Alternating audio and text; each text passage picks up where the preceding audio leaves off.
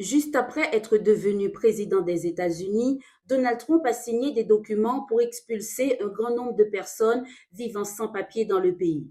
Selon les autorités américaines, environ 11 millions de migrants sont concernés. La moitié d'entre eux viennent du Mexique, mais aussi du Guatemala, du Salvador, du Honduras et d'Haïti. La police spécialisée dans l'immigration, appelée ICE, est chargée d'arrêter ces personnes. Au début, environ 1 million de migrants, surtout ceux ayant des problèmes avec la justice, pourraient être expulsés. Depuis l'arrivée de Donald Trump au pouvoir, des images de migrants menottés et prêts à être renvoyés par avion sont diffusées.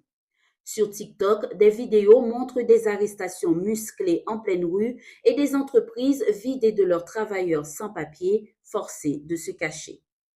Les gouvernements des pays touchés par ces expulsions protestent. Par exemple, le Mexique a déjà accueilli 4 000 migrants expulsés en une semaine. Le Brésil, la République dominicaine, à leur tour, s'opposent à ces expulsions jugées inhumaines. Mais Donald Trump refuse de changer d'avis. Il menace même d'augmenter les taxes sur les produits venant de ces pays. Face à ces pressions, le président colombien Gustavo Petro, farouche au début, capitule. Ici, chez nous en Haïti, les Haïtiens sont inquiets. Environ 200 000 personnes vivant aux États-Unis avec un statut temporaire leur permettant de travailler grâce au programme Biden risquent d'être expulsés.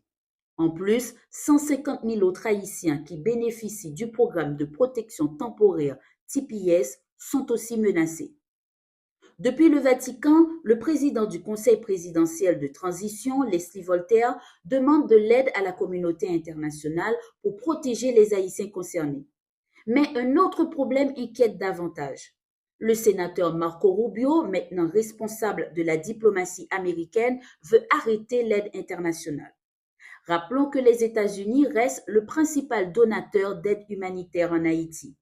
En 2024, l'agence américaine USAID aurait donné 420 millions de dollars pour venir en aide à environ 2 millions de personnes en Haïti. Si l'aide des États-Unis est supprimée, la situation risque de s'aggraver davantage. En effet, le gouvernement haïtien peine déjà à faire face à la violence des gangs dans les quartiers et à l'insécurité alimentaire qui affecte 5,5 millions d'Haïtiens. Donald Trump, qui déjà par le passé a déjà qualifié Haïti de pays de merde, menace une fois de plus l'avenir d'un État déjà au bord de l'effondrement.